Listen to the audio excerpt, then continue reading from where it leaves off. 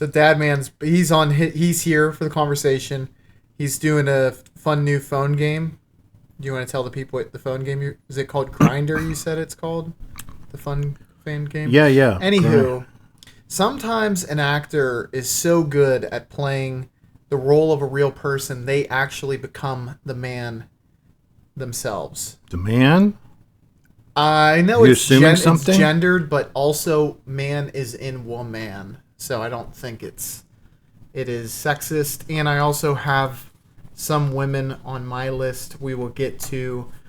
But just to reiterate, the name of the game is our favorite performances where an actor played someone that is a real life person. And I have 13. DadMan has 10. There's going to be some overlap, I'm sure.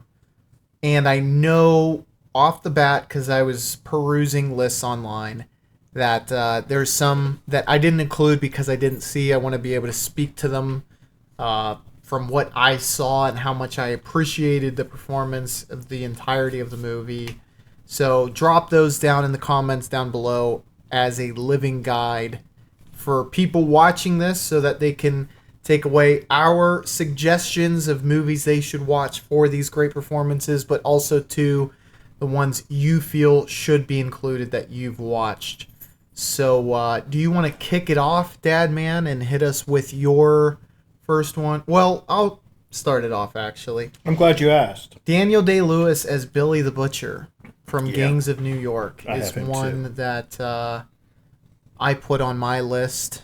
So, and you said you did too, so I guess now you have 9. Super good. Daniel Day-Lewis, Billy the Butcher, is a real-life character. I was surprised to learn that. How did you learn about Billy the Butcher being a real-life person? I don't know if I looked it up. Somebody told me it was real, maybe you, that he was a real person. But I thought I kind of had heard of that before, and I may have just verified it. When I was a kid, I thought Gangs of New York was like fictionalized history. Fictional history. Fictional history. But I guess it really was like that back in the day. And Daniel Day-Lewis does everything to full tilt. He is one of the best actors of the 21st century and 20th century, quite frankly. Probably. Maybe. Anywho, well, this was in the 21st century. I like it miles better than Lincoln. Lincoln just feels a bit dry. I know there are issues with Gangs of New York, but Billy...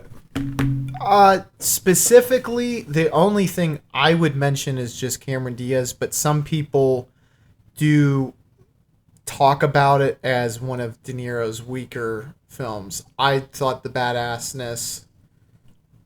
Not De Niro, you mean... Did big time... Daniel Day. Yeah. You said De Niro. If I said... I meant Scorsese. Oh. Scorsese films. And those two are kind of interlinked. It's a cool movie. It's really cool. I think it's cool. The coolness definitely overshadows a lot of the... from when I watched it, any of the bad things. Yeah, I mean, I don't think... I guess if you are of that opinion, drop down below why. Yeah, and I didn't like Cameron Diaz thing. She's not like the star. Yeah, she's just a love interest of DiCaprio. And, well, the character is interesting because she also has this kind of affair with Billy the Butcher. Yeah. You know, and for DiCaprio, it's like... that puts things at odds because he's interested in her too, and he's trying to get revenge, but he doesn't want to put that at risk. But you know what I mean? Yeah. So super interesting. DiCaprio, who was in that movie, is going to show up on my list. But any thoughts on Billy the Butcher that you felt? No, it's really very good character, great character. Yeah, in the opening's badass, but Daniel Day-Lewis helps make it badass. Liam Neeson does too. Yeah. Those two central characters. But also, like, he tells an anecdote about how he cut his own eye out. I was like, that is just so freaking cool, and it's character building, and it's a real historical character that might be a little bit embellished, but Yeah, for sure. Yeah, but it sounds like the guy was pretty insane. interesting. Yeah. Wow, they were crazy people back then, I'll tell you. But yeah, he was good. I like him a lot. And What's there not to like? yeah, He's one of the greats. he is. Is it your favorite Daniel Day-Lewis performance? It's close. Yeah, I Just think because it's I like definitely. the overall movie and the Yeah. type of character he played. It's so tough to unmarry the performance from the movie. Would it be my favorite Daniel Day-Lewis movie? Probably not. But performance-wise, I don't know if there was any flaws whatsoever. I like There Will Be Blood, and that's a performance that maybe tops it. But the movie being so good also too inflates it up a little bit. Like I said, hard to unmarry, but it's one of my favorite Daniel Day-Lewis performances. Yeah. Hit me with your next. I've actually added some, but I'm going to hit the good ones first. I'm going to say William Wallace, Mel Gibson, Braveheart. I have two that hit in a similar vein to that. Mm-hmm. And if you can deliver a good speech, sometimes that's all it takes. Yeah. When you're playing someone else, because they are the leader of men. Mm-hmm. And I felt like I could have probably fought with a sword. I probably would have died quickly, but I would have fought if I heard that speech on the battlefield. Most of them, well, this doesn't matter. Like the Irish didn't have, or Scots, sorry. The Scots didn't have, some had swords. Most of them were so poor, if with sticks, Yeah, they had sticks that they used to unclog their communal bathrooms. Really? Their mud holes. Are you serious? No, but maybe. Well, for farming, and that's what happens a lot of times, is like the farming implements become The weaponry. weapon. Yeah. Like the hoe, Yeah. believe No. it or not. No, you can't. What are you going to do with that? Well, it has a handle, Yes. and it has an edge. Well, I mean, it's not like, The worst weapon ever. yeah. It's not like a pillow. Yeah, it's better than a pillow or a candle. Yeah, but it's hard to talk about him as William Wallace without mentioning that speech, the rousing speech, and also the ending. Yeah. Tremendous. Yeah. And And the guy who played William the Longshanks, who was a real person from history as well, was really good. And he didn't have near the screen time, but he's in a lot of stuff like that. He sold, being a ruthless king. Yeah. Very well. Also, his dad, right? Do you remember he was like diseased and just like kept in a room the whole time? That was Robert the Bruce's dad. Oh, I don't remember who Longshanks is then. He was the king of England. Okay. The last battle he came to, he's the one who threw his son's boyfriend out a window. Do you remember that? Vaguely. I don't remember what this actor's face looks like, though. That's the only issue. Yeah. I mean, I know exactly who you're talking about. I just can't envision the person. Okay, I was thinking of Robert the Bruce, and he is in stuff. In fact, I think he's, and I haven't watched this, but I think he's in The Boys, the guy who plays Robert the Bruce. You familiar with that? The Boys? It's I know that. No, that's not him. Sure. Pretty sure. You're allowed to say the F word. We're Pretty past, fucking sure. we're past that point. Yeah. I did really like Braveheart. While you look that up, do you mind if I... No, go ahead, speak. Because I feel like it's a perfect transition. These are two actors who also fit in the same vein as Braveheart. It's Kurt Russell as Herb Brooks. That guy's a good actor, yeah. So He's done other stuff, but that's Robert the Bruce. Man, he looks nothing like what I thought he would look like now. How did I get him mixed up with the guy from The Boys? I don't know. They look similar, but the guy from The Boys is like probably like 30 years younger. Yeah. Yes, very true. Yeah. Was he in Lord of the Rings, that guy? No. That's Edward de Longshanks, but that's an early picture of him. Patrick McDowell. Can you click on that, his profile, and hopefully another picture comes up? But my two, Kurt Russell as Herb Brooks from Miracle, and Billy Bob Thornton as Coach Gary Gaines from Friday Night Lights, the movie.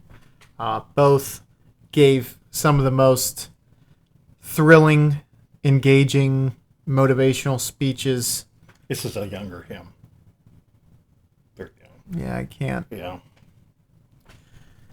But yeah, same kind of deal as Braveheart. Kurt Russell was really good because he definitely, I mean, he had to do the accent and the demeanor, because those hockey guys are very they got a certain stoic and way, men of few words. Right.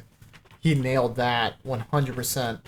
And Billy Bob Thornton was layered. He was a layered character because there was the sense that it was like anything to win that evolved over the course of the movie, you know, once you get to the state championship game. But that they both gave halftime speeches.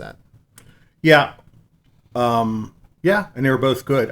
You're right. A good speech can really make a performance. Yeah, you just get that monologue, and the halftime speech or the pre-battle speech is really the time to unleash it. Any thoughts on those two? No, those are both good. I didn't think of those, unfortunately. I wish I had, but I love Friday Night Lights. And what's the other one called? I forget. Miracle. I mean, I love that movie too. He was really good. He's good. I mean, I like Kurt. You know. Oh, Kurt Russell is the man. Goldie Hawn is his wife. Yeah. And they have for a very son, long time. Wyatt Russell. I didn't know that. He's an actor. Yeah, he's in the new Avengers. Yep. All right. That was kind of his huge mainstream role. But go ahead and hit the audience with what you got next. I put this one in there because not all of them are good. Sometimes I just wanted to talk about certain ones that, well, Alexander the Great, which was Colin Farrell. Yeah, and it well, I know that was panned. I never saw it. Yeah, because it just, I don't know why. Oliver Stone, I believe, directed it. Oh, really? I think. I don't know why there's never been one on Julius Caesar. I know there's a play, the Shakespearean play, but... Yeah, I mean, there was a movie with Marlon Brando. Well, how long ago? Yeah, it was a long time ago, yeah. Okay, well, what's it called? Just Caesar? Or what? Yeah, I think it's Julius Caesar. Okay. I mean, that's... they're looking for... I mean, it's like... It's, like, play lines, but... Like the Shakespearean... I mean, it doesn't dialogue? sound that... Like, Shakespearean dialogue really does make me want to throw up sometimes. Yeah. It wasn't that... I think they kind of found a happy medium. Because it was full of monologues, Mm-hmm. and it has that vibe to it where you can clearly tell that's the inspiration, but I don't think it's directly, like, line for line the same. I mean, disregard it. I mean, you can use the plot if you want, but not the language. Don't use the language. Yeah, well, that's off-putting. Oddly enough, a lot of people are like, that's the thing that they attribute to why Shakespeare is so good. And quite frankly, I think it's the opposite, but what do I know? I think if you're like sophisticated language, but it's overly sophisticated. It's like I think I think it's Hemingway, and he has like or it's Orson Welles. Not who wrote 1984? George Orwell. George Orwell. I think his ways of like he has like 4 tips, mm-hmm. and it's like use simple language is one of them. Like his tips for writing. Yeah. And like don't use jargon and shit like that. Where it's just like with Shakespeare, it's like well, I don't know what his tips would be Well, besides but like it was different. I mean, that was the memorize the language back then. dictionary and Well,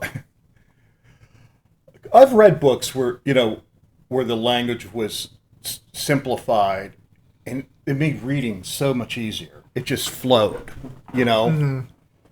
And I mean, you can like take that in the wrong way, like simplifying things, but just that you could understand what they're saying, what the author's trying to say, as opposed to wondering. like I am not an uneducated dullard.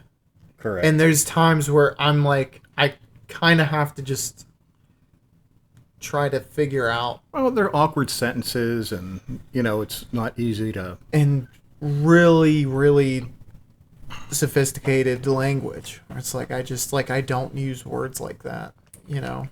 But there's been times I've read stuff like from the New Yorker and stuff like that, and like, what in God's name are you trying to say? I mean, Yeah. I don't think. I mean, I know your audience is whatever.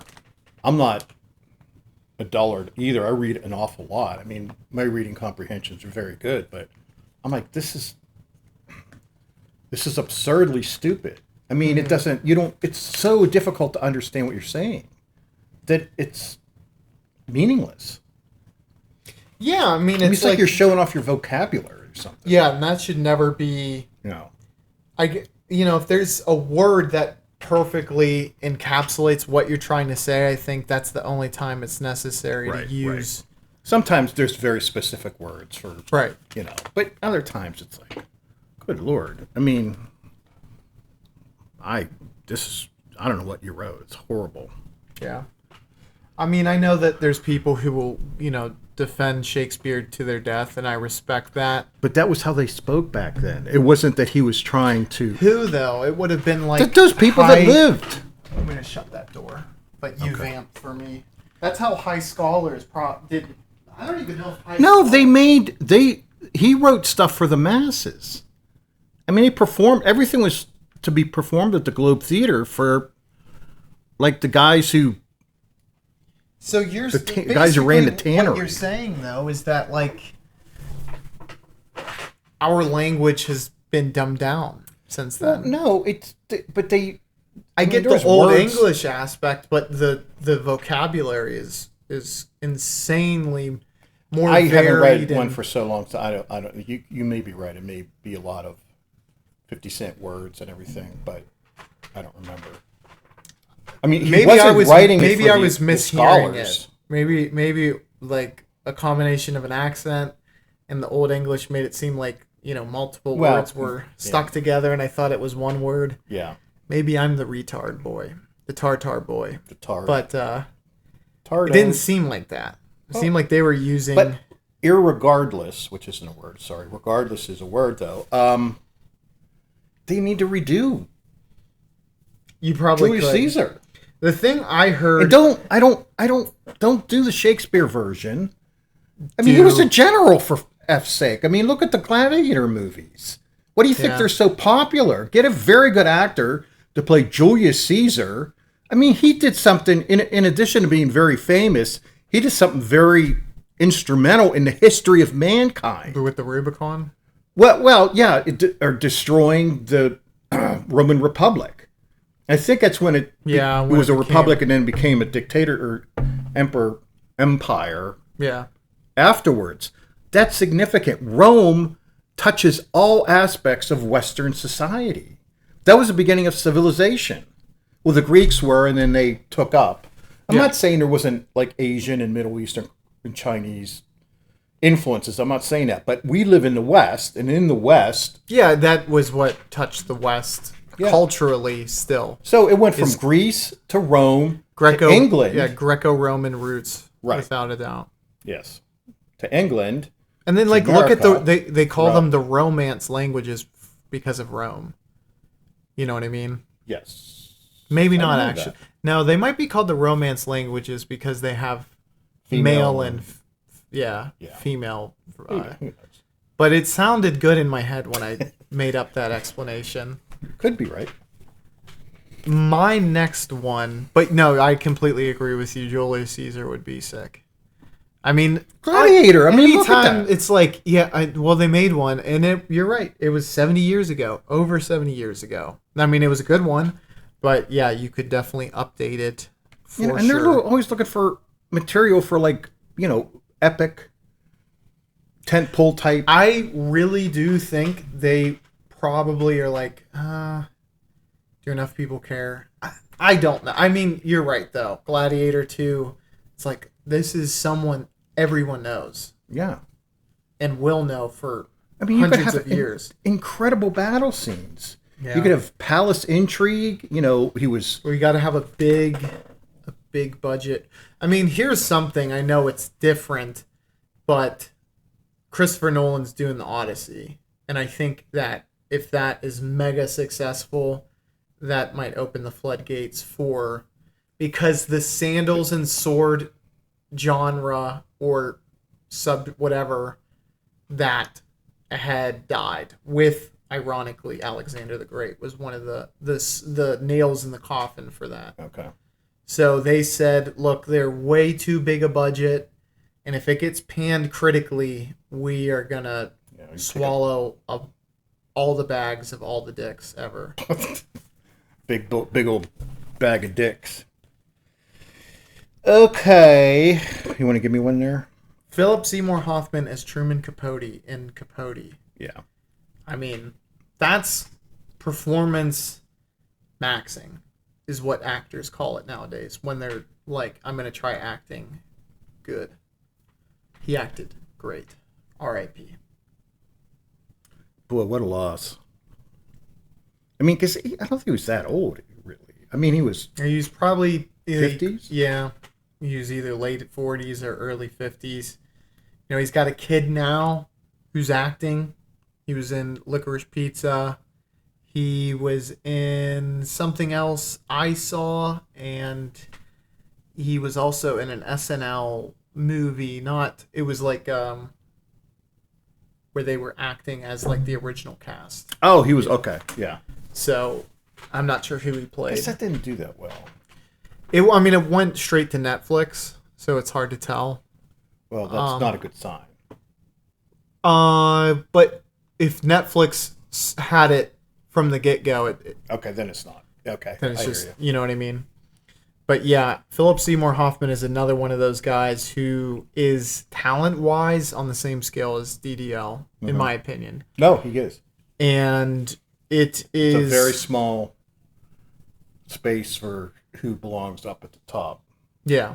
He's just he's skill-wise, and he probably didn't make the money that Daniel Day-Lewis made. I'm not sure. I've never really looked at those figures.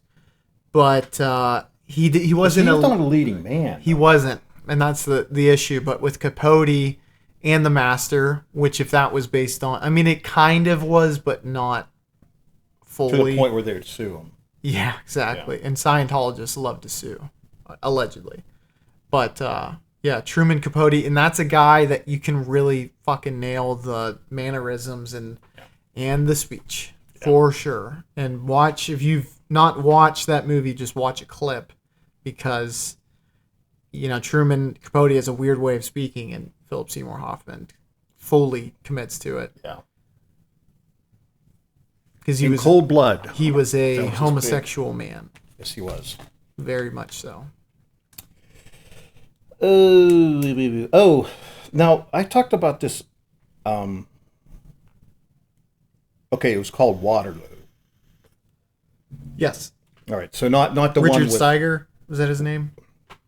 Rod Steiger. Rod Steiger, who is a very good actor, and he Yeah. played Napoleon. Now I saw it a very long time ago, but I really, really liked it. I saw it recently. Oh, I want to see it.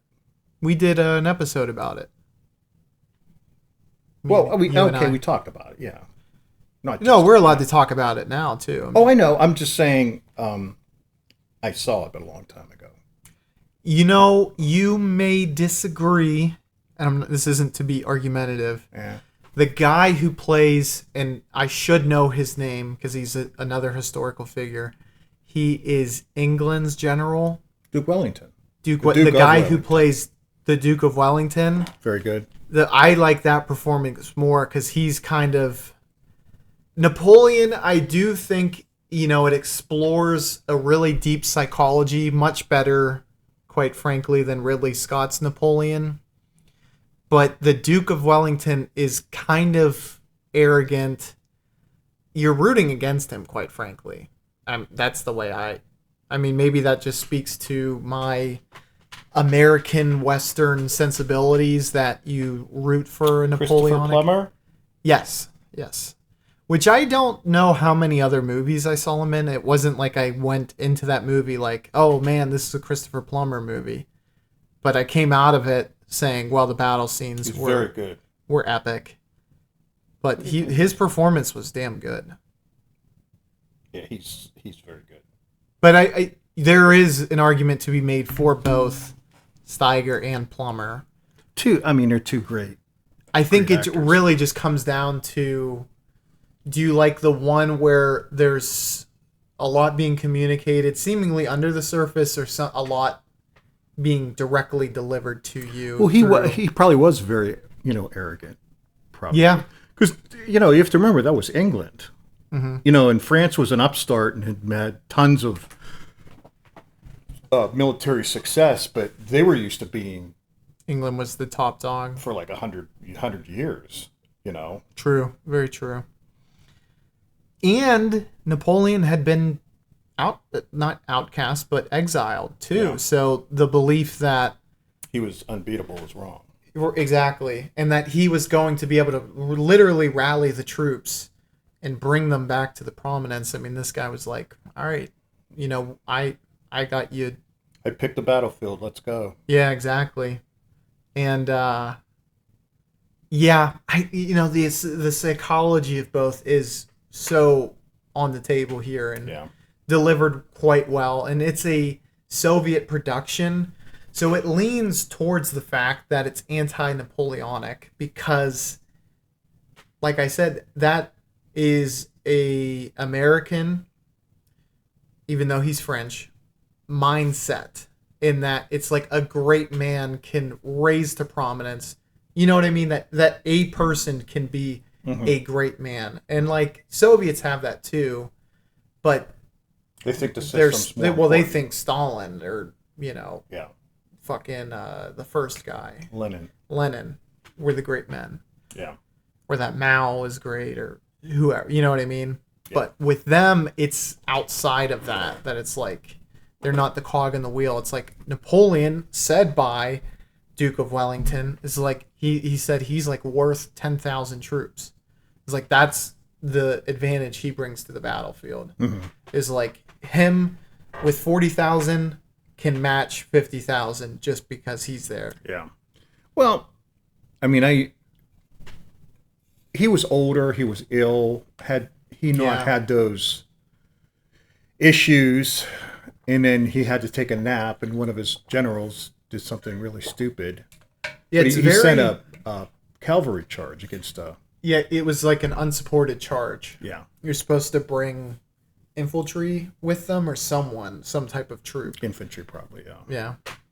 I said infantry, but I meant infantry. Yeah. Infancy? Yeah. Infancy troops, which are surprisingly, They're not as effective as the infantry. You want me to hit you with my next one? Yeah. I think you will agree with this for sure. Charlize Theron as Aileen Wuornos from Monster. Oh, yeah. That is like a physical transformation where they took someone who is widely regarded, especially during that time period, as like one of the most attractive actresses. Yeah. Made her this monster. Super unattractive. Yeah. And Aileen Wuornos is just a interesting case if you like true crime. Female serial killers are rare, and then also the method in which she killed is like the odds of that, like that is one of the most rare things. And like she probably had mental health issues, but it wasn't like she was delusional. It was motivated crimes where she was very much aware of what she was doing. Oh yeah. So I think sometimes it's just to steal a car. Yeah, basically. Because she was a prostitute. I no, very. I mean, she just did an excellent job on her. I have some sympathy for Wuornos, though. To be honest, That's often the case, and I'm not sure whether it's like honestly her circumstances, her circumstances were really bad. She never. But is it because she's a woman? Frankly, yeah. Mm-hmm. I think that is why it is. Like the first guy, I don't think she killed anybody yet. She was with a trick in a car, and I don't know if he drugged her or did something. And he's pouring gasoline on her.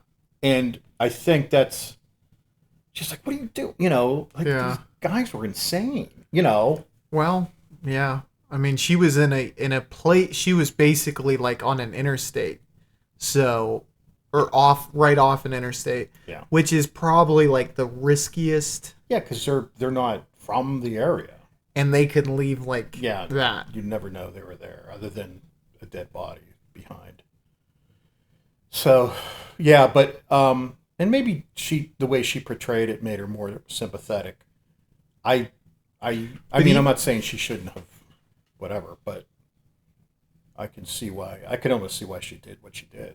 Yeah, and if you like, she was out of school early and just into drugs, and then it's like, well, how do I sustain this? Yeah.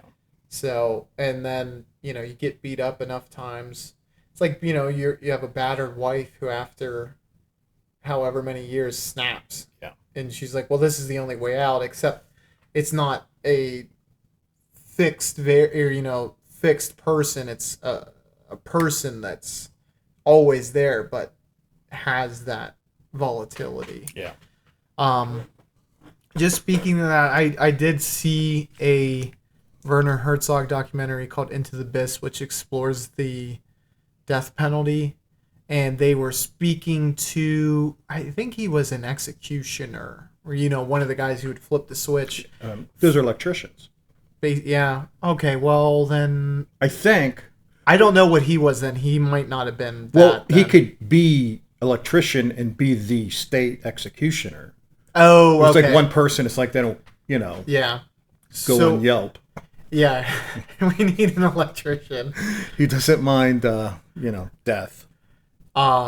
He quit after the Eileen Wuornos execution. Really? Yeah. I just think it's something within maybe even women's minds too, but men's minds where it doesn't feel right. Yeah. To kill a woman. I wonder if she got the needle or the chair.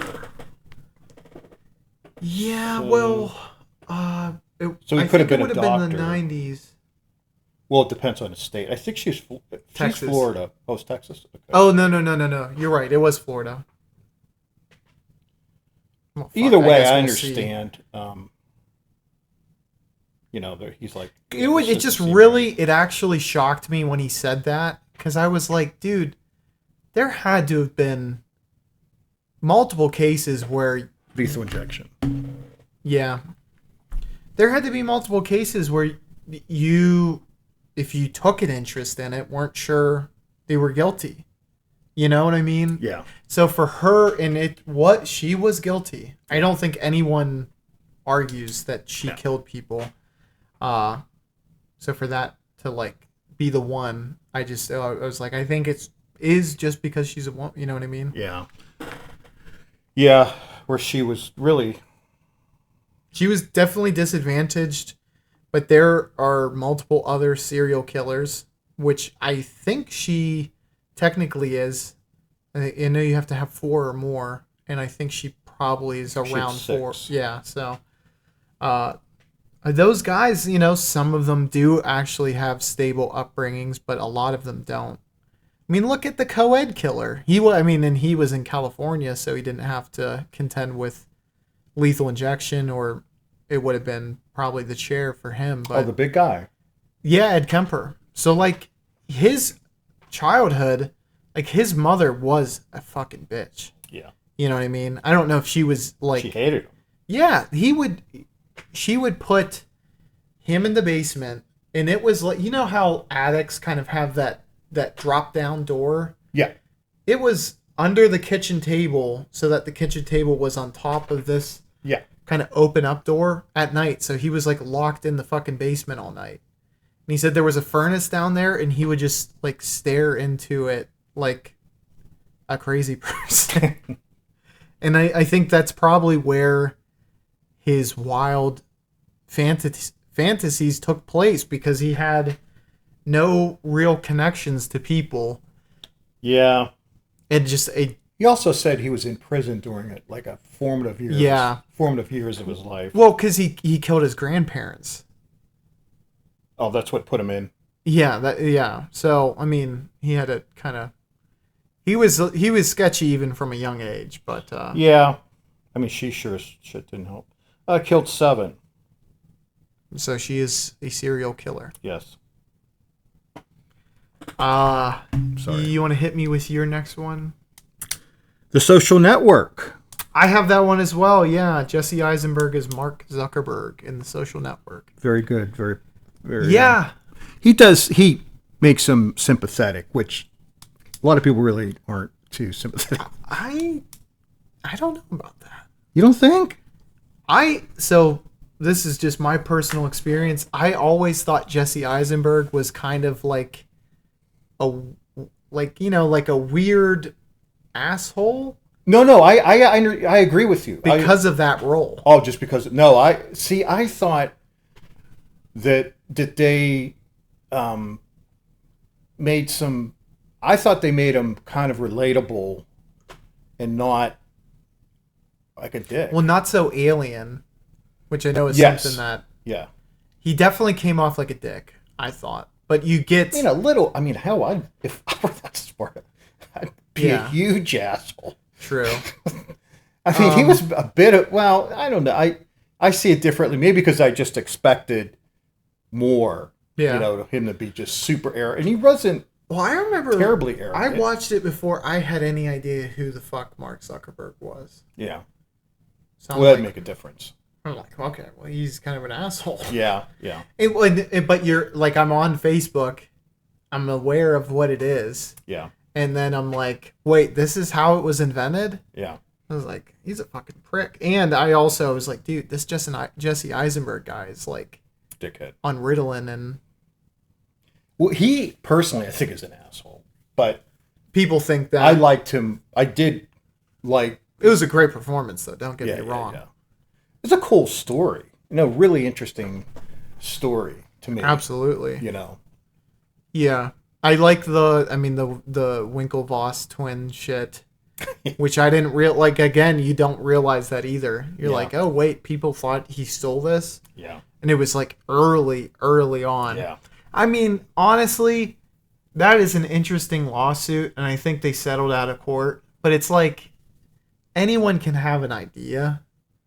And it seemed like he was the one who could actually, you know what I mean? Like, solidify it into a working thing. Yeah, it was so rudimentary. Yeah, like I'm gonna say ethereal, which doesn't perfectly. No, nebulous, maybe. Nebulous, yeah. Well, it's like it's a thing where you can be friends with people online. Yeah. It's like that's like really general what you're saying. Yeah. And they're like, it was our idea. We came up with the whole thing. He stole it from us. Yeah. They got some money, though. I'm sure. Not nearly what they would like to have gotten for having...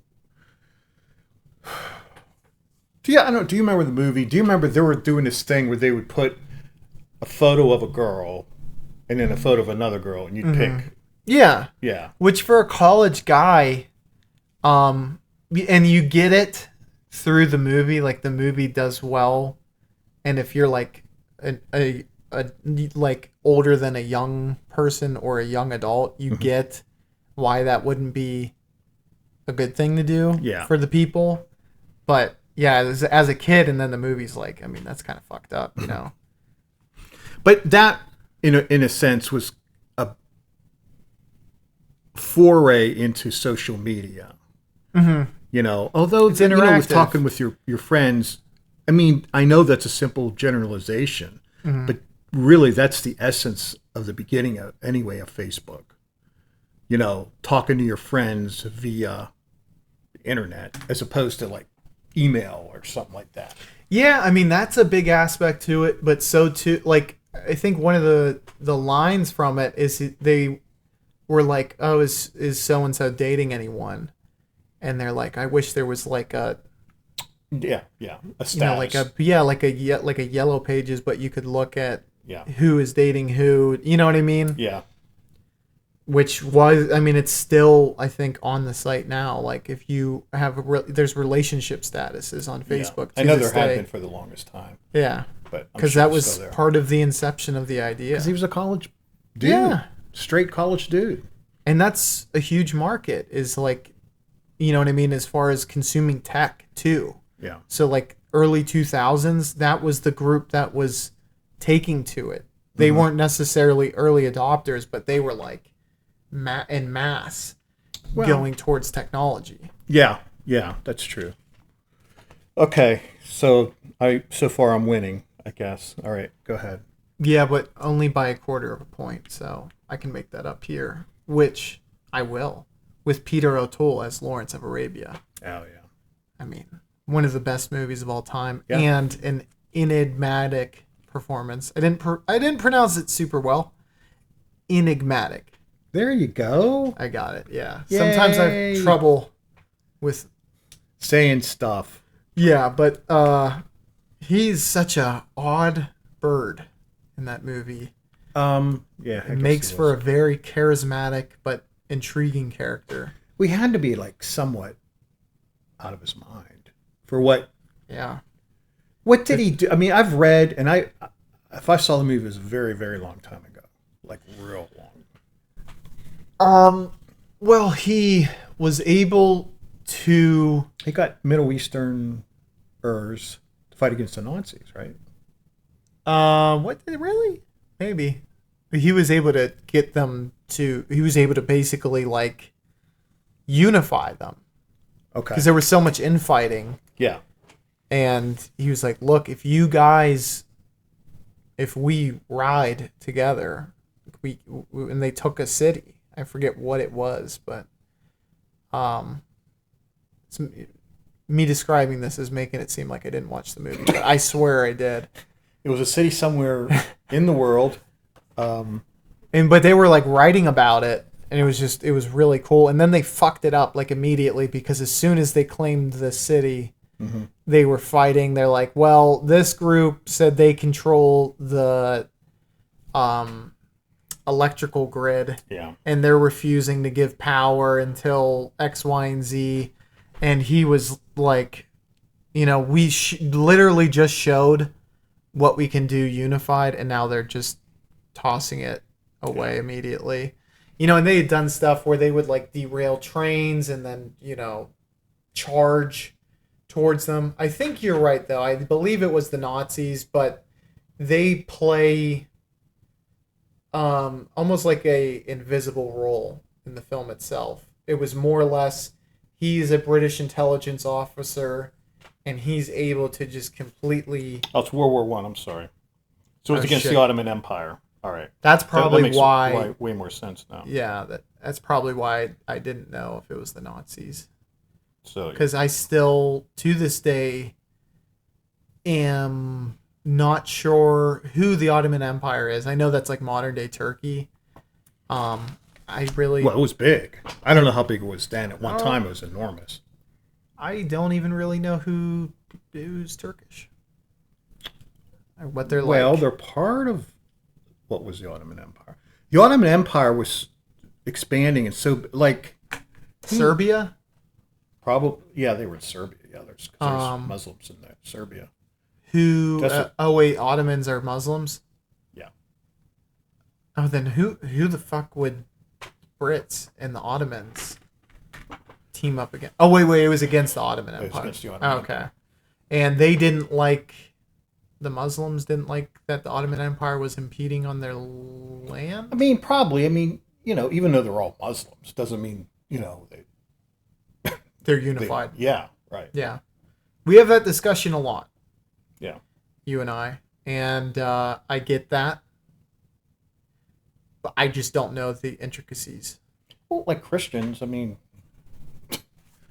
Well, Germans we Christians, don't fight supposedly. like I mean, it's not like back in the day. Right. The Protestants and the Catholics aren't fighting to the death anymore. Right. Which they did. Well, I'll give you an example. Transylvania, which I'm not sure, it's somewhere in Central Europe. But that's Ottoman. No, they were trying to invade. That's what Vlad the Impaler was trying to do. Holding off the Ottoman Empire. Okay. Ottoman Turks, I think a lot of times they call them. Or parts of it, some of them anyway. Who was at huge odds with Serbia? There's like a country. Croatia? Was it them? We gave aid to this country. And I think it was, they Czech separated. Republic? Montenegro? Serbia and someone, I think, at one point were combined. Yes or no? Well, yes or all yes. of it was part of a country called Czechoslovakia, which broke up. And into it broke the Czech up, Republic, Slovakia, and Serbia. Yes. And Croatia, which may or may not have been part of that, because when the Iron Curtain fell, they were all part free of it. for all. Kind of, yeah. And then like Montenegro, I know, is somewhere. I thought country. Montenegro was close to Africa. I think it's Montevideo. Montenegro, no. You're not thinking of that island, are you? I have no idea. It sounds like it should be, I know. That's just me being me, I guess, at the end of the day. But it's in the Balkans, so that's definitely in Central Europe. We're looking it up. Prior to its current status as an independent nation, Serbia was a constituent republic within the Socialist Federal Yugoslavia. Oh, no, that's it. Okay. So the Czech Republic broke up, and so did Yugoslavia. Yes. What was the other country in Yugoslavia? Oh, yeah. The Kingdom of Serbs, Croats, and Slovenes. So, like, Montenegro's like 300 miles north of Greece. Federal Republic of Yugoslavia, FRY, and Serbia and Montenegro, yeah. With the breakup of the SFRY in the early 1990s, Serbia initially formed with Montenegro, and later the two states formed a union known as Serbia and Montenegro. Yeah, I did not know that. I barely knew that Montenegro was a country and did not think it was there. I bet you most people don't. If you said that, they would say, is that a Mexican beer? Nobody. It does sound like one, actually. Modelo. Yeah, Modelo Especial. What's that one? Negro Modelo. It's their dark beer. I don't know if they say that word anymore. Yes, they do. Is that acceptable? Yes, it is, because that's the name of the product. They might have to recall that. Hit me with your next one, big guy. The Wolf of Wall Street. Shit, I was going to say that. It's literally at the top of my list, and I didn't. Just... He just went nuts on that role. I don't know if that guy was that crazy, but he just went insane on that role. I could see him doing some of it, for sure. The actual guy? Yeah. Guy. Yeah, they were... he's making so much money. He's much more famous and maybe successful now than he was prior to the movie, I think. Who, the Wolf of Jordan Belfort, yeah. Oh. Yeah, what's he up to now? He's doing something, right? He basically is like a consultant if you want someone to teach you how to sell, which is kind of what yeah. he had done. Well, not really. I mean, he was... Kind of. I mean, he was he was the CEO of whatever the name of the company was, but... Which was like a... was it a hedge fund? I mean, no, the independent technically hedge fund? not. I don't think. I think it was an investment firm, something. Yeah. May have been hedge fund's a specific type of. At what investment point firm. do they become a hedge? Well, that's. I believe. You know what a hedge is, right? So you You're have an hedging investment. against- If it starts to go south, you have a counter investment that will stop the loss. You know what I mean? Because you'll Oh, gain shit, really? on something that's like a polar opposite of your main investment. That's a hedge from what I understand. But Which makes sense because it's from the phrase like hedging your losses. right, or hedge your bets. Yeah. So, but hedge funds maybe initially were that. So like almost insurance type investment, but it's not that now. That's just types of companies that aren't as regulated as other types of investment companies. Mm.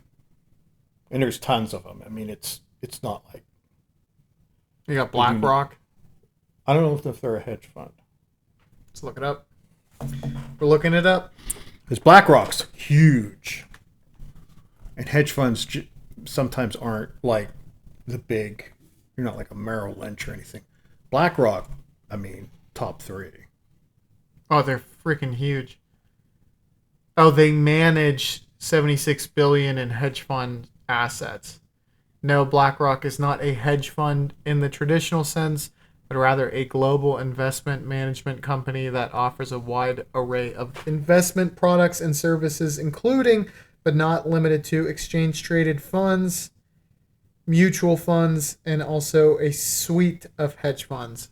So it's like part of their... Okay, so yeah, they're not just that, but they do that.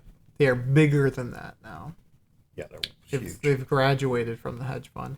I wish I had that kind of money. That'd be neat. I think I'd enjoy it. If it's like, yeah, that's just part of our product base. How many billions? Oh, over 100. Yeah, we're trying to get it up over 2, but you know how it is. We don't really talk in terms of numbers anymore. Suffice to say, we have a lot. Yeah, where were we? We were talking about Jordan Belfort. Yeah, I mean, he's crazy in that. It's one of the funniest movies, really, in a long time. Yeah. And DiCaprio allows him full reign. Yeah. I mean, this guy was really over the top, so go over the top. Yeah. He did. I thought it was like, I prefer that. And I guess this is another real life person, but that movie where he got attacked by the bear. So he won Best Actor for that. Revenant. Yeah, that I don't. Wasn't for me. I mean, he prefer deserves an Oscar, Belfort, but just not for that. Yeah. But it depends on what else you're running against. Yeah, it's super true. You know? And to be honest, Wolf of Wall Street, I think that should be something you could get an Oscar for, but I bet it wasn't even nominated. Yeah, I guarantee they kind look of down their nose at a performance like that. When in fact, with Scorsese, that does elevate it a bit, but I don't know if like they have sense of humor as one. The people who judge those things. And like if some of the lines, if you didn't see it humorously, you'd be like, what the fuck are they talking about? Like when Jonah Hill's talking about having sex with his cousin, it'd be like, I don't get this. Next one I have is a movie you may not have seen. It is Tom Hardy as Bronson in the movie Bronson. I've not seen that. He's a famous... Charles Bronson? He's not the actor, a prolific criminal in the UK. Okay. So it's just about like this fucking madman who... Oh, he was nominated. I'm sorry. Never mind. Wow. Goes to show. Had 5 Oscar nominations. Goes to show what we know about the Oscars. But, I mean, that was prior to them thinking Amelia Perez was a masterpiece. Yeah. So things have changed. Thanks, Hollywood. Appreciate it. But yeah, Bronson was good. And I think that movie is probably one of Hardy's best performances, which I know you're a big Tom Hardy fan. So yeah, does speak. He was in a series called Taboo. I don't know if you ever saw it yet. I wanted to watch it. It was really dark, man. I started it and just like, I just didn't. It didn't grab me immediately. Like I didn't even watch a whole episode. I don't know why. Yeah. Just stopped. But because I do remember the commercials looked really interesting. It's like, what is this? But like you said, it's literally like, dark. Yeah. Like even the lighting, it's like you can kind of tell this is probably going to be gritty. It was about,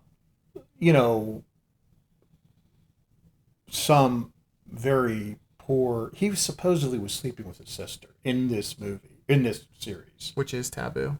Correct. Mm-hmm. And he had been to Africa, and there was always like these also rumors taboo. About like what he did down there, like was doing bad stuff. Yeah. And I wouldn't mind watching it again. I wonder if you can still get that. Yeah. Well, not to get too far off base, but I think one of the Rockefellers went down to Africa, like in the tribes of Africa. Mm-hmm. And I heard a retelling of this that I think was incorrect, but he was a part of a cannibalistic ritual. Okay. One of the Rockefellers. I'll look it up real quick. Talk to me about Taboo or... Well, I know it was pretty good. I think it only went one season. Yeah, he played this weird character, and I don't know. I would really like to see it again. I remember scenes from it, and I saw it like 10 years ago, so I can't really remember that much about it. He had issues with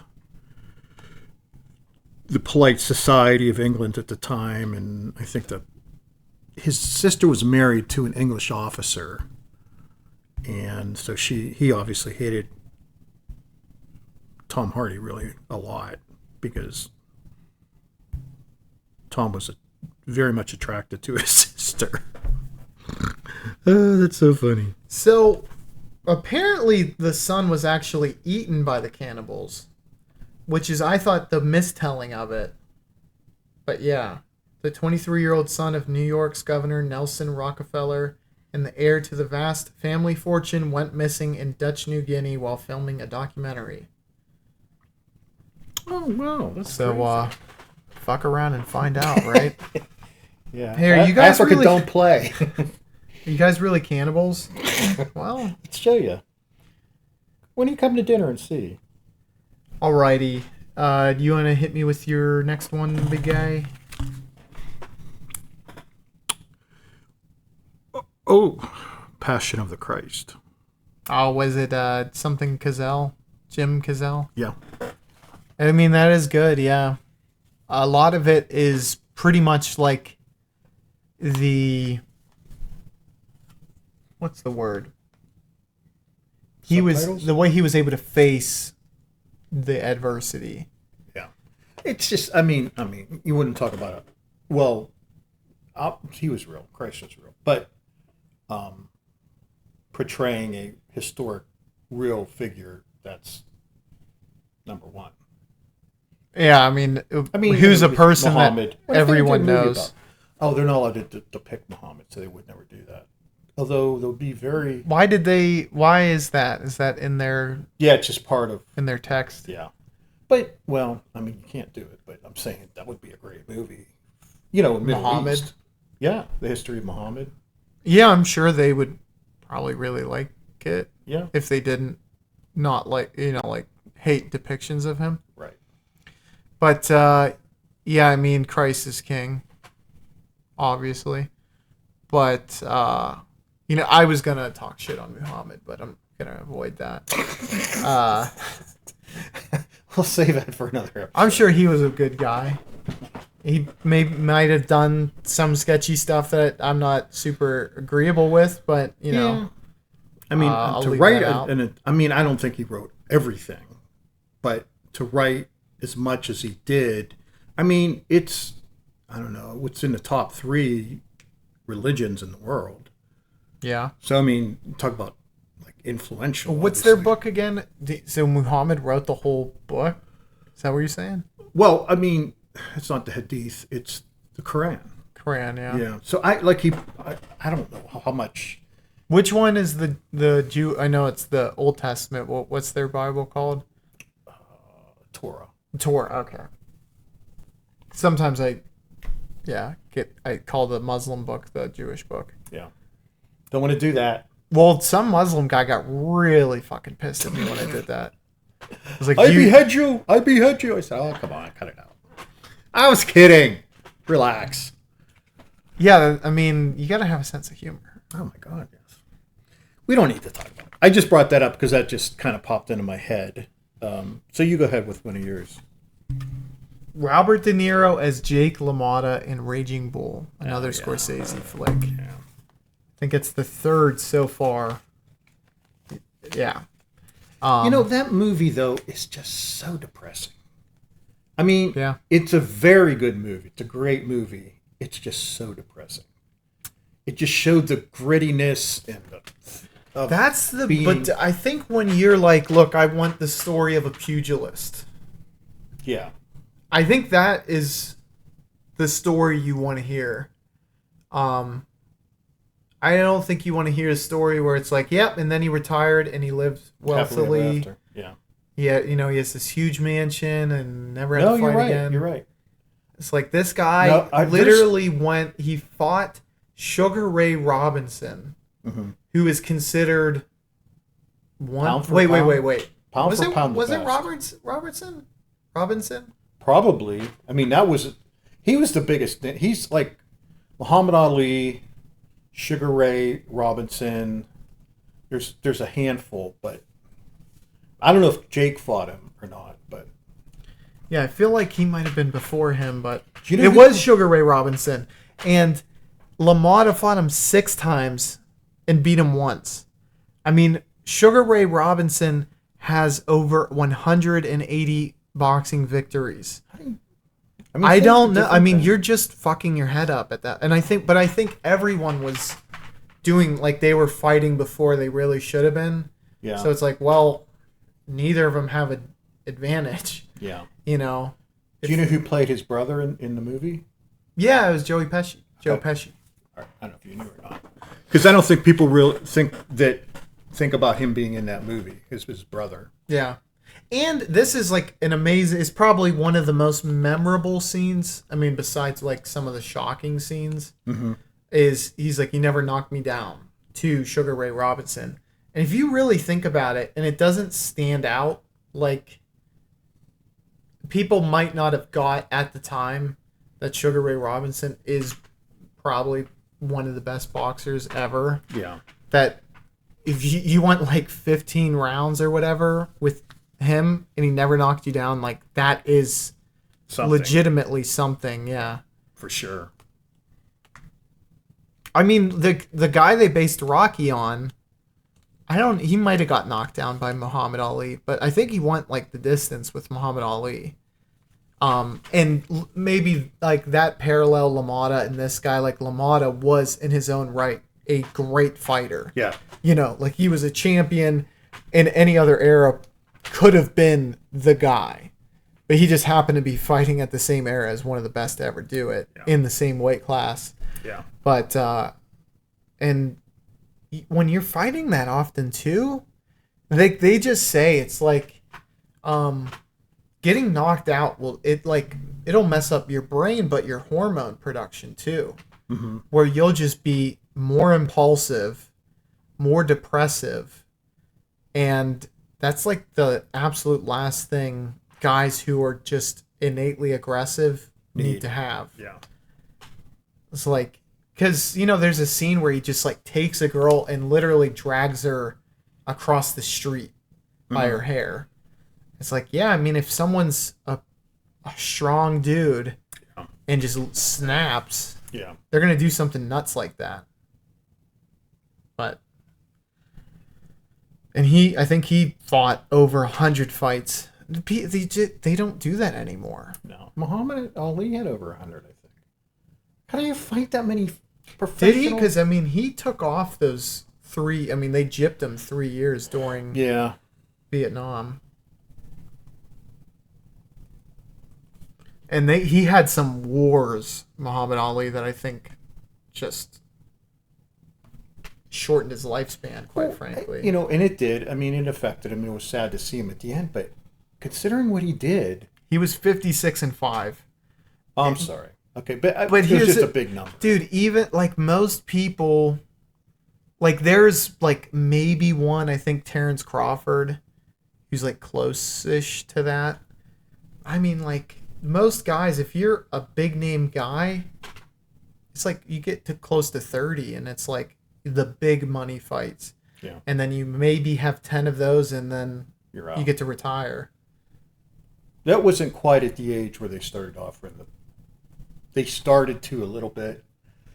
Like, they had to fight. I think you had to fight in Africa.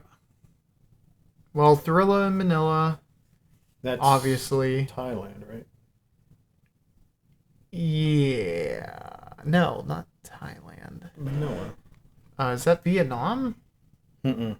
Yeah, it definitely isn't Vietnam. We forget the time period we're talking about here? Yeah, Terrence Crawford has 41 wins, so he's like... Philippines, I'm sorry. Manila's in the Philippines. Shit, I should have. But yeah, I think they did in Africa, and that might have been when he fought George Foreman. Might have been in Africa. Oh, Rumble in the Jungle, that's right. It was in Zaire, which is a Democratic Republic of Congo now. It's very nice there this time of year. It's a tourist mecca. Hey, there's going to be a nice fight there. You want to go see it? I mean, I think after that fight, they were like, how are we going to get Foreman out of the ring? Because, he lost. Yeah. Muhammad Ali basically had a strategy where he was able... Because Foreman literally destroyed Joe Frazier. Mm-hmm. He knocked him down 5 times, I think, in the first 3 rounds, and to an eventual knockout. And Frazier went the distance with Muhammad Ali, so they're like, this is going to be a slaughter. Yeah, he was a monster for the time. But Foreman was power. I mean, his punches were like some of the hardest punches ever. Yeah. But he was just able to pretty much play the stamina game, and Foreman was just out on his feet basically by the end. Yeah. And he knocked him out. That's probably why, because he was he had nothing going. Yeah. The ring was just fucking random Africans were filling the ring, and Foreman had just been knocked out, probably close to death. I mean, that sounds like an exaggeration, but when you're those fights were, it was outside, in the African heat and humidity. He had just got knocked out and get trampled to death. Yeah. I mean, imagine if he had died that way, that would have been a headline, huh? I wonder what the media's spin on that would have been. Watching the last minute here. It's a great fight. I was really into boxing for a while, where I would just watch old fights, and that was a great one to watch. Great fights back then, man. Just, I mean, that's what I would consider that to be the golden era of boxing. When the heavyweight division had, it just seemed like they had so many names. Well, Ali obviously, carried it for the heavyweights. Now, I don't know what class it's called, but Sugar Ray Leonard, Hagler. Hagler came. Kearns, yeah. Duran. I mean, that was a great division there. Yes. There's some very good fighters. That was like the next. It gets overshadowed a little bit by Tyson, just being Tyson. Yeah. But that's my favorite. Because they're all really, really good fighters. There might be another guy.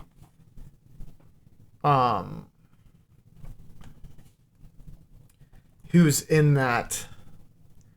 So you said Marvelous, Marvelin Hagler, Hagler, Duran, and Sugar Ray Leonard. Yeah. Yep. And Durand, I mean, because of the no moss, Yeah. I mean, that really took his career down the shitter. But I mean, up into that fight, like he beat Leonard prior to that. I don't know. I don't know either. Yeah, I'm talking, but I read a book on those guys, and it was really, really good.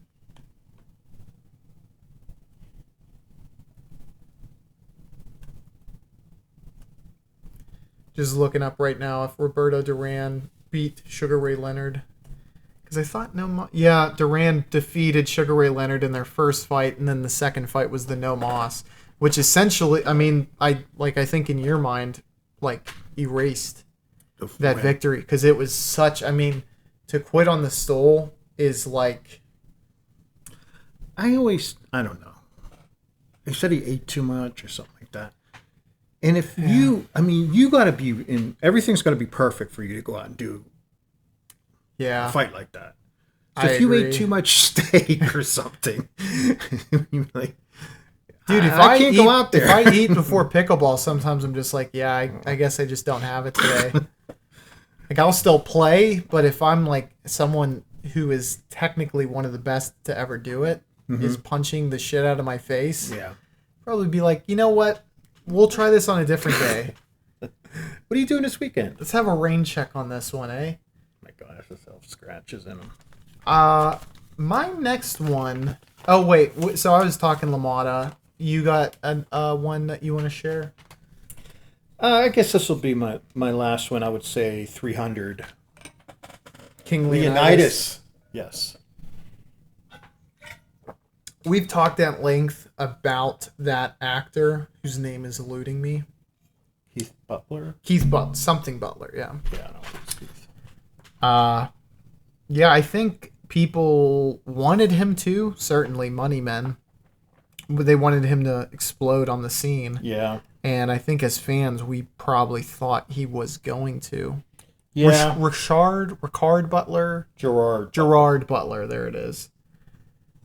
But that is style, man. That movie is fucking stylized. Yeah. I love it. It's very cool.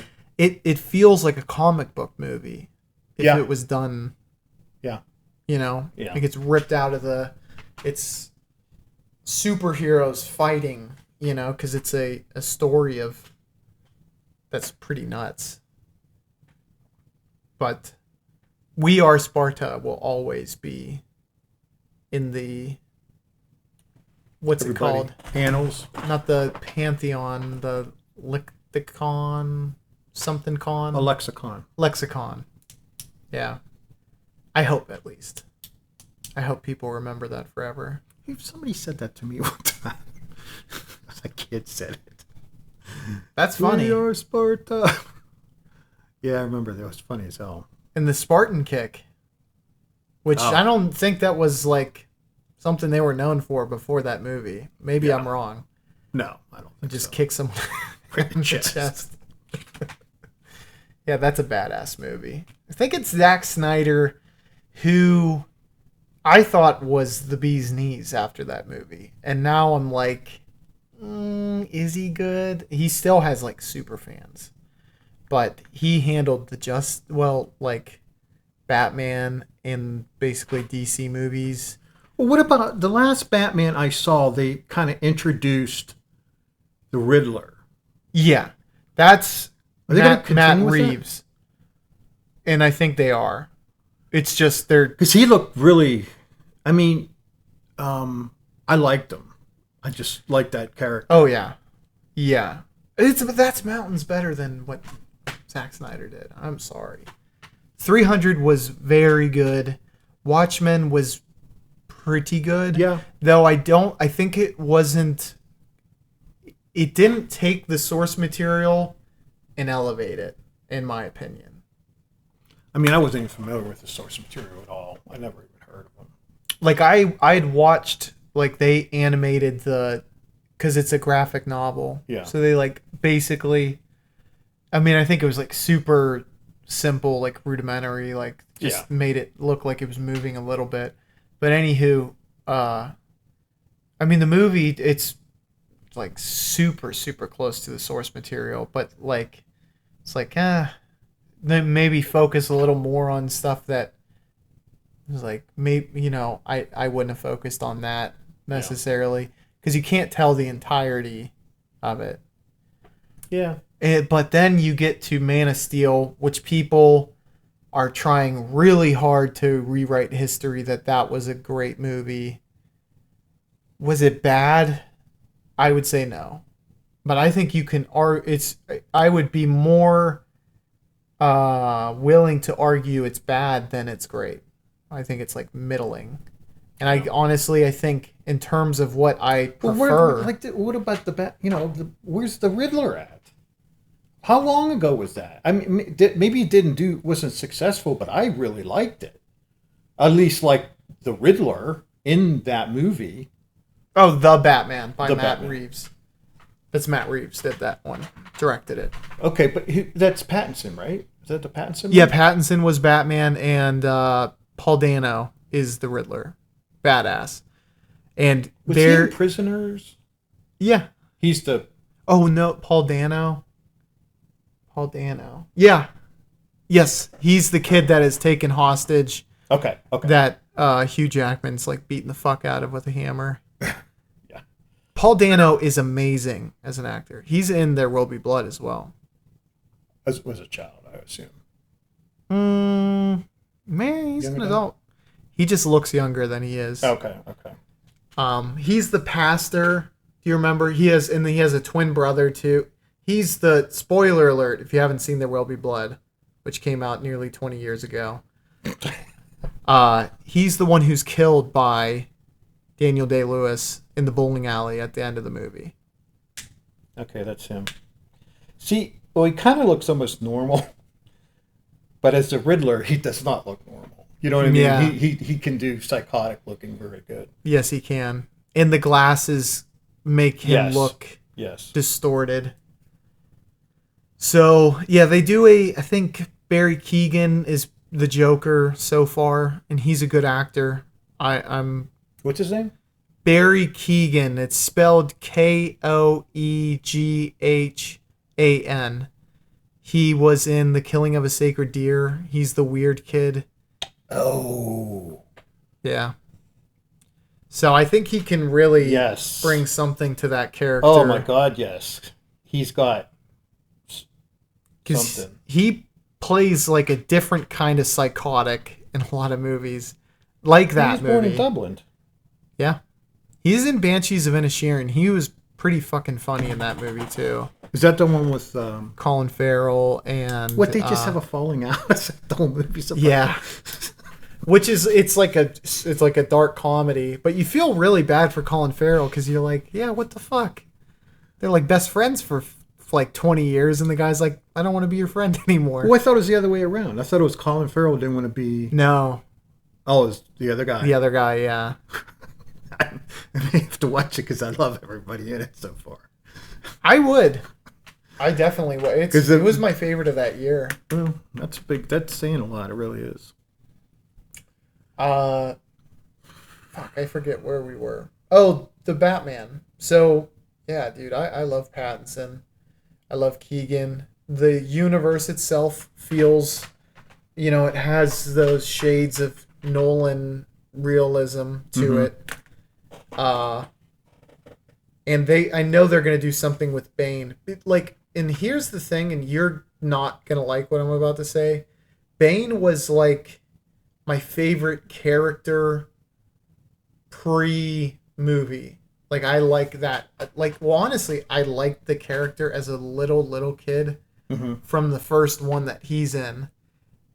I barely remember. With, like, Val Kilmer and, you know what I mean? Robin. Yeah, No. Clooney was in Batman or Robin. Okay. Yeah, so whichever one Kilmer's in, and... Yeah. And then you, like, go on to learn more, and he's closer to what Bane is, but... Well, anywho, I think they're going to do something cool with it, because I felt like at the end of the Batman, there was like a Easter egg for the shit that makes Bane Bane, that Batman was using it. What, like a technology or like a substance? like an inhalant that made him like ultra aggressive. Okay. Batman.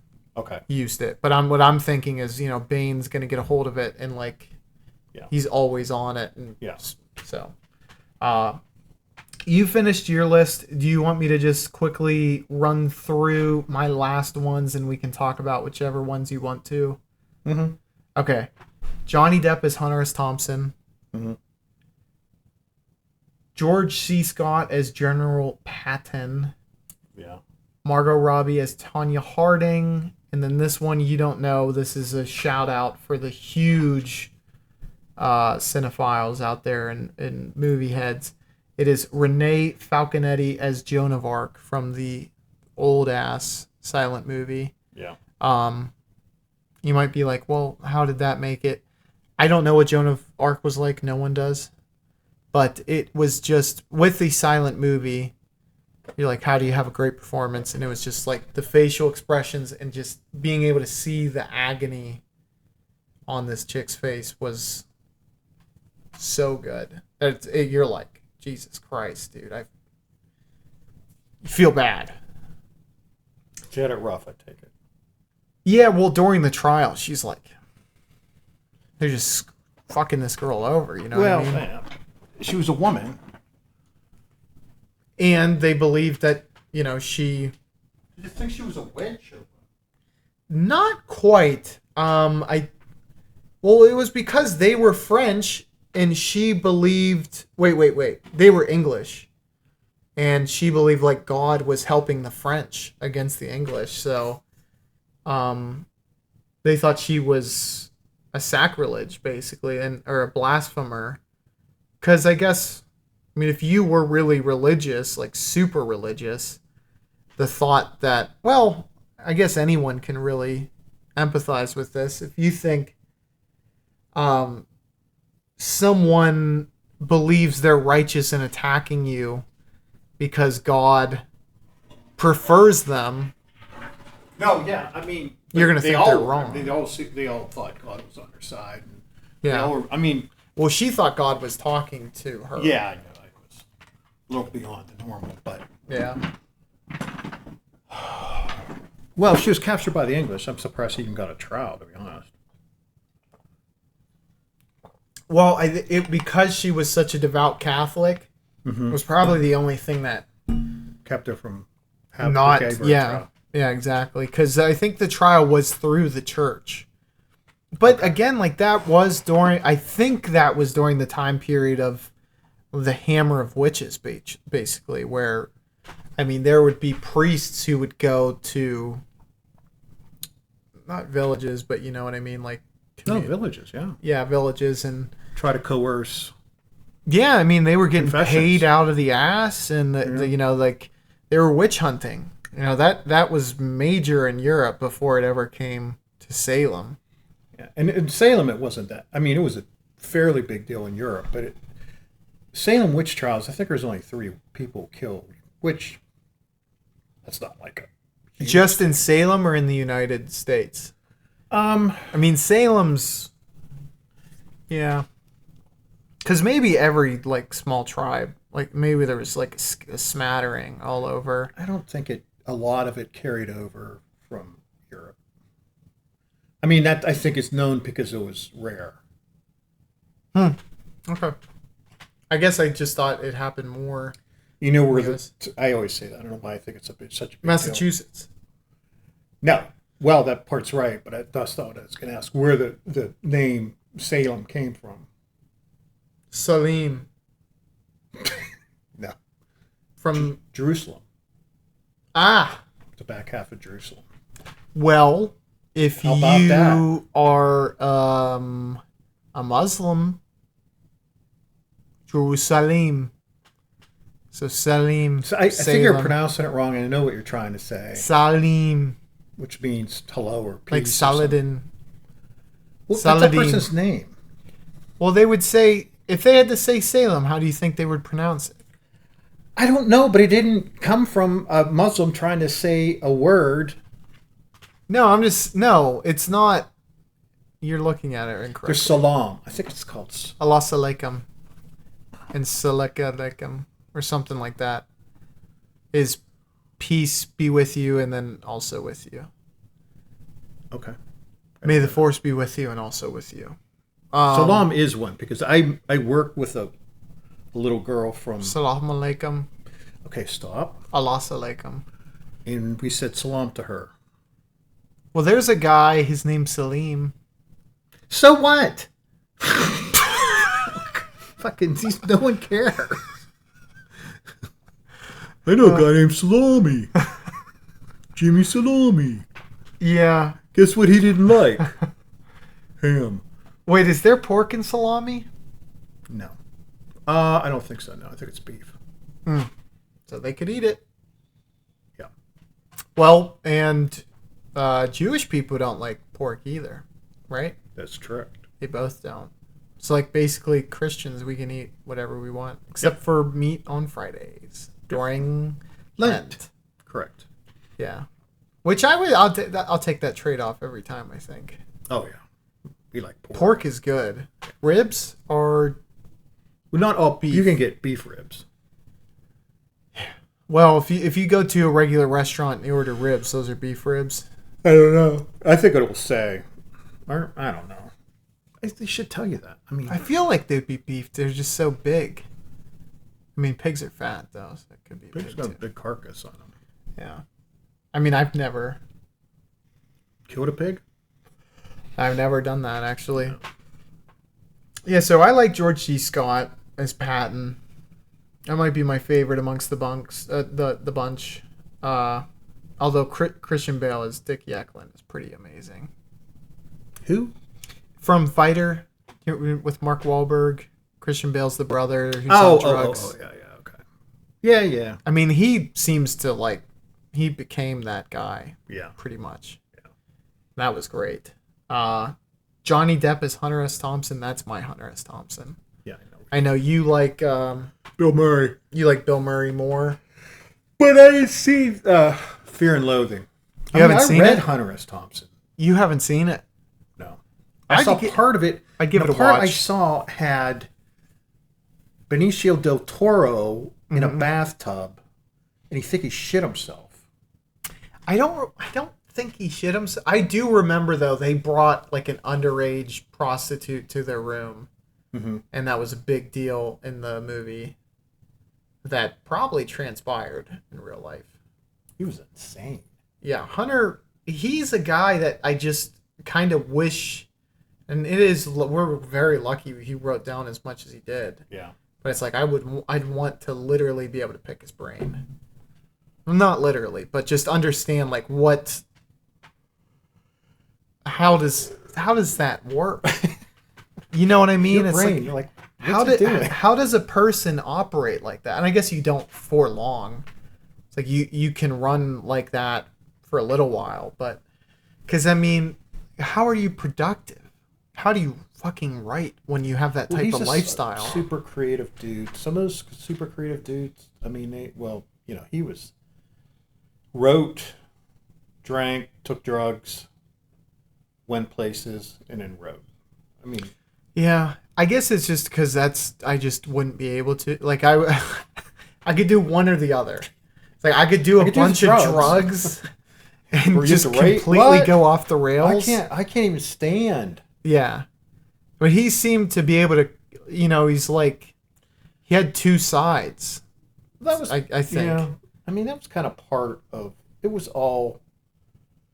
I think that's part of the allure. Well, that's what influences writing a lot.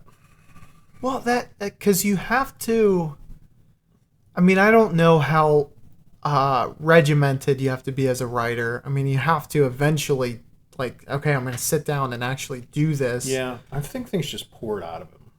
And you have to be intelligent, obviously. And I think he was. I think he had to be, like, even more intelligent than normal. Yeah. Because it's not like, you know what I mean? I think it aided it, but also, too, I mean, we can, there would be clear deficiencies. I think you could write like him. It's almost I mean, it just pours out of you and a lot of the things that he said. Well, it's stream of consciousness. But it was like, well, yeah, but it was, you're right. But like so bizarre. I mean, if you just like said, okay, take the filter off mm-hmm. and just let loose, to write words down.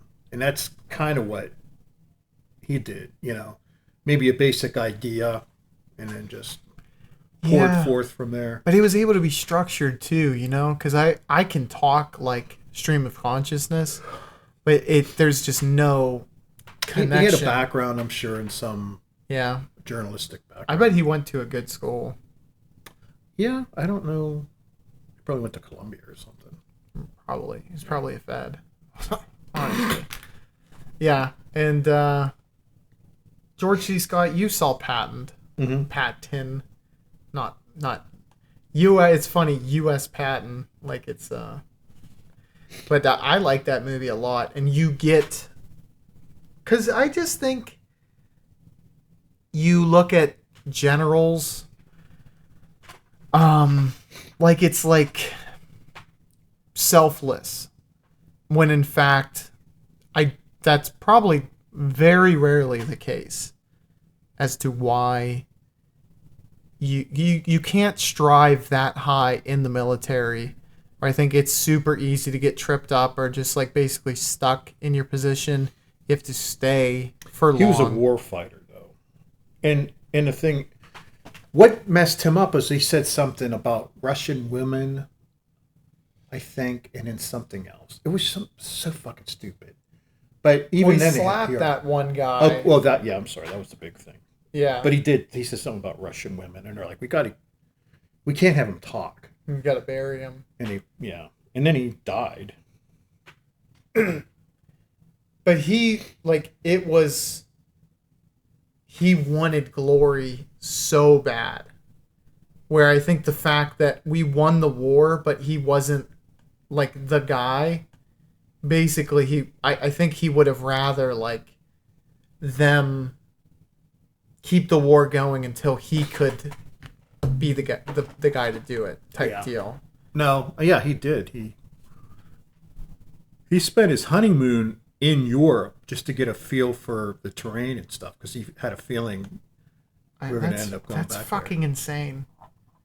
Or maybe he was hoping we'd go back there. He went to Columbia, but he didn't graduate. He also went to Florida State for a while. He was in the Air Force. That's actually pretty crazy. Yeah. Yeah. Him being in the military. But, you think of General Patton where it's like, he's like hardcore, war hardened. He like wants probably a forever war if he could, just so he could general it. But that the glory that you chase can be gone like in the blink of an eye. Exactly, that's what happened. Which is what makes the story like. You know what? I think because there's a photographer or a journalist there, I think that's what happened. Because smacking somebody in the head, this was World War II. I mean, there's people. I bet hundreds of thousands of people died. I bet football coaches were doing worse. Fuck yeah! I mean, Bear Bryant. Yeah. He was sadistic. I mean, you know what? I don't want to get snapped in the head if I got shell shocked, but worse things could happen. Mm-hmm. They could say, "Okay, get your boots on. You're going to the front right now." Right. I think he did kind of say that, but then he hit him. I mean, are you kidding me? We're fighting like global Nazis. Yeah. And Japan's not going to surrender unless we nuke them, and that was the only thing that even made them consider it, because they're thinking they're going to nuke our entire island into nothingness. Because we had to do it twice, and even after the second time, they waited. Well, yeah, we gave them 3 days. But I thought it was like a part. They were like, well, maybe they only have one bomb. But I think we even told them, we're like, hey, look. We made a couple. We're doing Hiroshima and then we're doing Nagasaki or vice versa. I don't remember which one was first. I mean, we always say Hiroshima, Nagasaki, but I don't know if it's because it's alphabetical order or what. But Well, and I think there's a reason to do Tokyo. They don't want to, like, obliterate the country. it's like, hey, everyone's dead. Like, who's going to surrender? It's like, we want you to surrender. It's like, nobody's left. Yeah. Now it's I was just a sergeant. free range soldiers now. Where like all those people who were in the mountains, now it's like there's 20, or I don't even know how many soldiers they had. Now there's 1 million of them. You got to wrangle them all up and tell them the war's over. Oh, yeah. Yeah. Oh, you're talking about the guys who just kept fighting? Yeah. They were mostly on islands, I think. Right. Yeah. True. Maybe not in Japan. It could have been in Japan, though, too. There's remote areas, you know. Yeah, there's like They little would chain islands off themselves of. in the trees. Just never come down. Well, I mean, think of the kamikaze pilot. It just was different. A lot of them, it was different. There was the And they would Samurai. seppuku too if like they felt it was necessary. yeah. Well, I think I'm almost sure this is the truth with kamikaze. There was planes. no landing gear. Yeah, there's no landing gear. Well, it makes sense. Like, why would you manufacture that? What about the landing gear? You're not coming back. Yeah, I mean, this you is would your think last do mission. you think they would make the planes where it's like pretty bare bones? It's like, hey, Yeah. you only have enough fuel to get to your point. It's not a whole lot of comforts. You know, it's like, hey, the seat doesn't recline. Sorry. Hey, then you know how they're like. It's like I saw on what was it, Family Guy. For some reason they were making fun of Muslim terrorists, and one was making fun of the other. Said you couldn't go on a suicide mission because you had a cold. That is funny, yeah. It was funnier the way they did. Oh, you said you had a cold. You called in sick. Look, rubber chicken. It's funny. I put it on your head. Yeah. So those are our favorites. I'm sure. Comment. There's someone who said like it was either Tina Turner or something. A lot of people said that was a great one. I was reading lists and shit. I don't remember. Tina Turner. Is there a Tima? Do you mean Tina Turner? I know of Tina Turner. Yeah, I think they did. I think it's called What's Love Got to Do with It. Or is it just like the making of the song? Behind the scenes. I think that's unfair. It's like Tina Turner did a great job playing herself. I don't know who would have. I'm trying to think who would have. Which when would that have been made either? Because that was not recent, I don't think. If it was, it went completely under my radar. No, not recent. And that song came out, what, in the 80s? So what, they did it like 10 to 20 years after it came out? Which is probably not unheard of, but... It's called What's Love Got to Do with It. What's love? Because I've heard Nate that song. Turner was an asshole, her husband. Not Angela Nate. Bassett. Not Nate. It was, Bruce Willis. No. Bobby Brown. No. Who was Bobby Brown He married to? Whitney Houston. Oh shit! What's the Fucking difference? retard. What's the difference between Tina Turner? They're different people. They both did crack, and they're both black. I don't know if Tina Turner did crack. Who is she? Black? Tina Turner. Do you not know who she is? Oh, is she still alive? No, she died. She died in Ike Switzerland. Turner. Yeah, she lived. She was a resident. She lived in Switzerland. American-born Swiss singer? What the fuck? Since when? She was over there for a very long time. You know what? I think like when she would tour, I mean, she lived in If I had a lot of money, Switzerland. I'd probably... I think she was married to a Swiss person. Well, what about Ike Turner? Well, she got divorced. The guy was fucking Oh, he's an super asshole. abusive. Yeah. I don't know Lawrence Fishburne. People also search for Whitney Houston when they look at Tina Turner. Okay, but they're different. But You can't say one's husband was the other one's husband. I know that it's factually inaccurate, but in spirit, they are very similar. Are they not? Bobby Brown and Ike Turner? No, Whitney Houston and...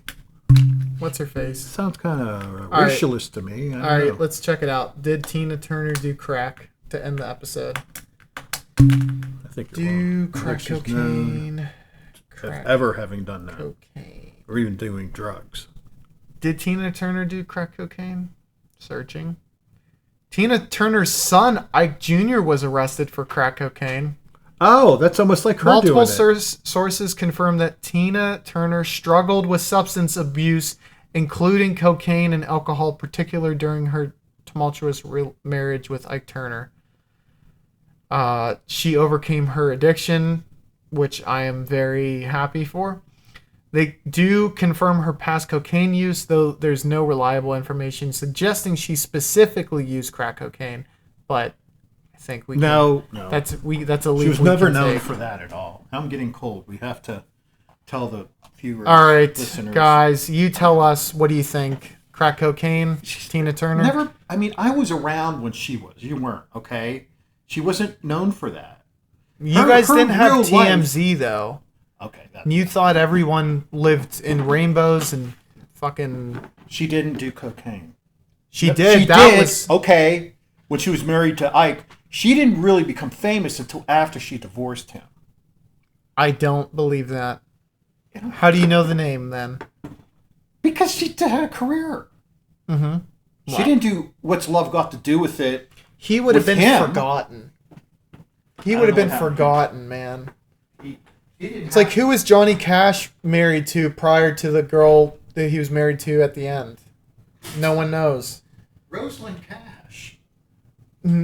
No, probably not. All right. We will catch you all on the flippity flip. Bye, y'all.